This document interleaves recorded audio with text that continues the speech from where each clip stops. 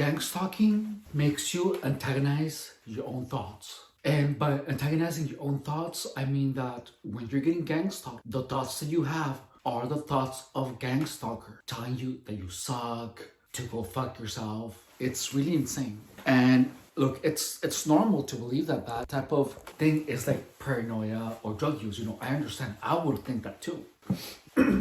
But I'm gonna tell you how it's done. First of all, gang stalking is something that I endured for 7 years. And rather than being more involved in the actual adventure of gang stalking, I was actually more interested in the psychological mechanisms through which gang stalking functions, which is the reason that I became such an observer and target. And first, I'm gonna start by telling you that the reason that people never talk about gang stalking to the depths that I cover it in the gang stalking playbook in this channel is because the methodologies are so simple, but it requires the involvement of so many people that if you tell anyone, no one is gonna believe you. In the beginning of this channel, notice that I made the videos with an emoji head so that people wouldn't know who I am.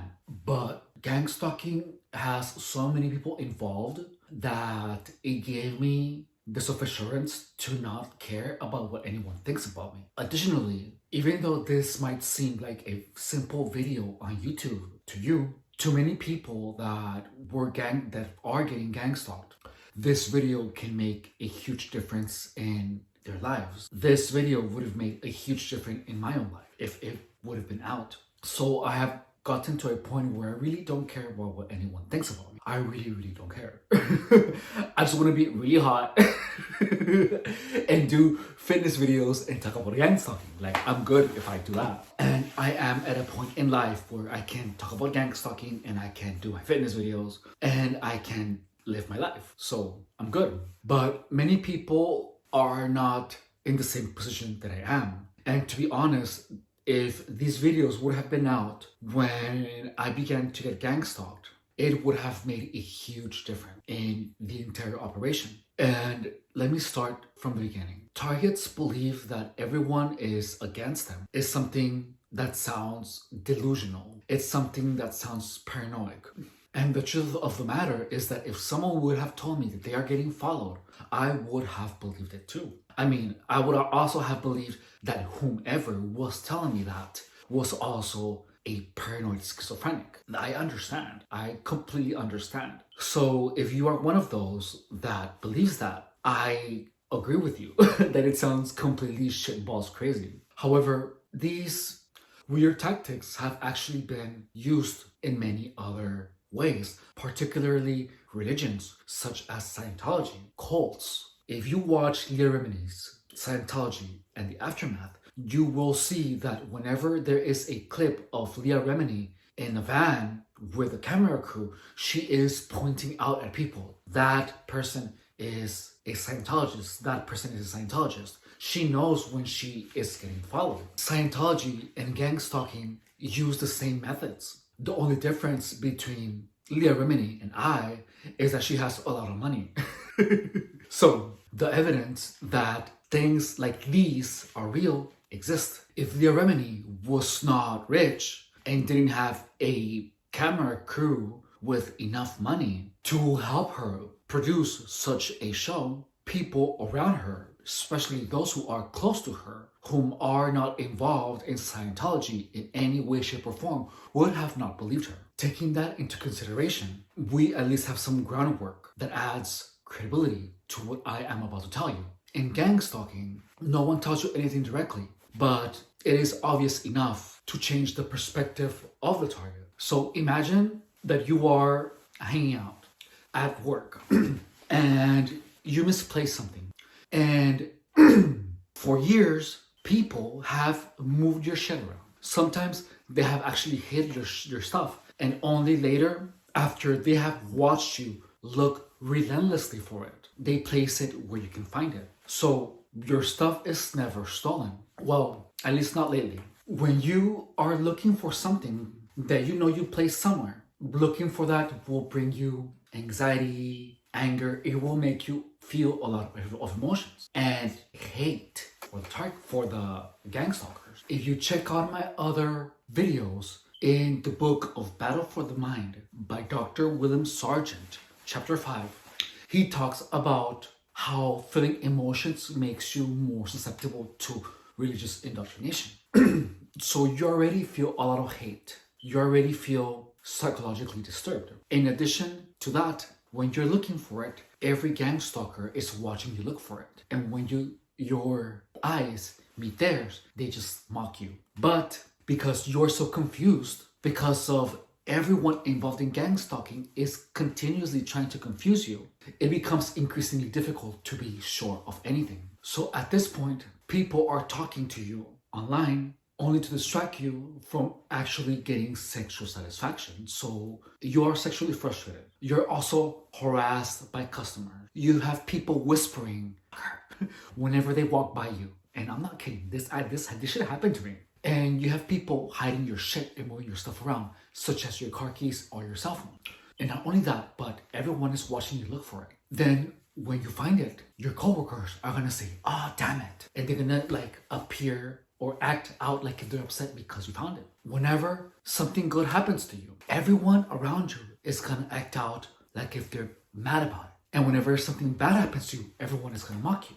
That pushed onto you for days on end, 8 hours a day, in addition to all the shitstorm that is happening, you are gonna get fucking indoctrinated. Because you're gonna feel a lot of anger because everyone is fucking with your shit. People are continuously watching what you're doing. People are trying to confuse you. People are trying to make you repeat yourself, even though you know that they clearly understood what you said. So the whole day is a constant turmoil of negative emotions. And whenever you look around, people are laughing at you. That is gang stalking. And that, if it happens enough for a long period of time, something is going to happen to your brain where you just feel confused. You feel confused, you enter in this state of confusion, and something clicks.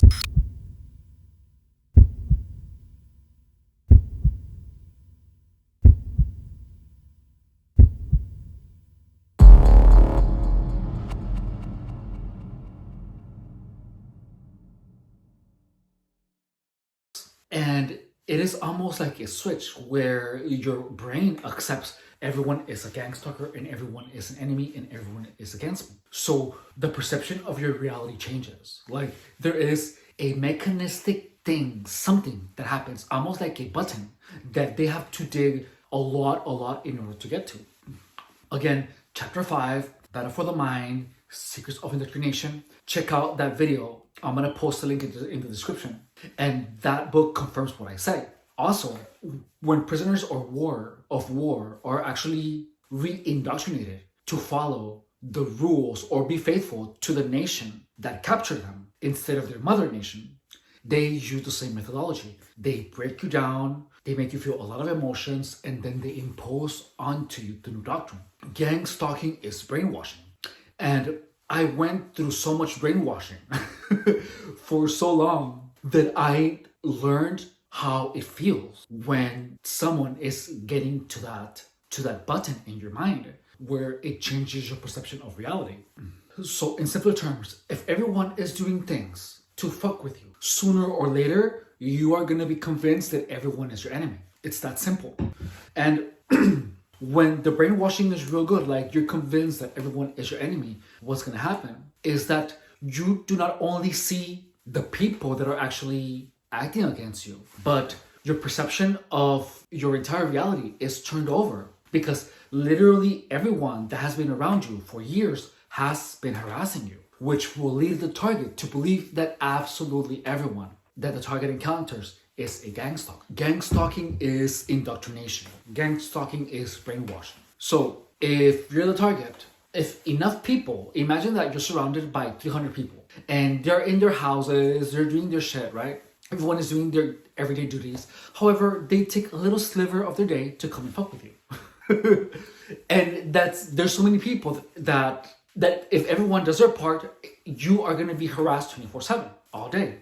And if that happens for long enough, you're going to be convinced that everyone around you is fucking with you. And the truth is that that sounds fucking crazy, doesn't it? But that is where gang stalking thrives. That anyone that talks about it is gonna be immediately deemed crazy or be called crazy. I feel free to say this because I don't give a fuck. I have nothing to lose, you know? Like, I have my, what the fuck is this? What's a feather? I have a feather mattress. So, the truth of the matter is that gang stalking is such an impossibility that no one talks about it like I am. But look, now I'm at a point where I don't need anyone to make money. I can make money without anyone's help. So I'm good. So if you want to gang stalk someone, you have to get enough people to consider the person evil. If you rile up enough people and convince them that the target is an evil person, everyone is going to be successfully doing their part to fuck with the target. It's that simple. Oh shit. Earthquake. That was crazy. Everything shook.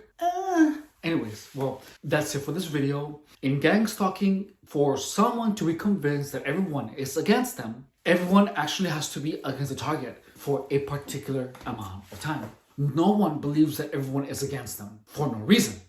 You know what I mean? Drugs don't make you do that. And with the participation of many people, to pushing a gang stalking narrative onto someone is fairly easy. I'm teaching you how to do it in this channel. So, in conclusion, if enough people do things that cause the target some distress, sooner or later the target is gonna be convinced that everyone around the target is a gang stalker. And this is gonna happen for such a long time. It happened to me for 7 years. So what that does is that it convinces the target that everyone is a possible gang stalker. And the only way out, the only way of actually keeping your mind sane is by learning how to control your psychological disturbances. The way that I control those psychological disturbances were simply just by holding the image of a word in my mind that was like excellence or optimism or some corny shit like that. Okay, anyways, that's it for this video. Thank you so much for watching. Again, this is the Gang Stalking Playbook, and please subscribe, okay? Bye.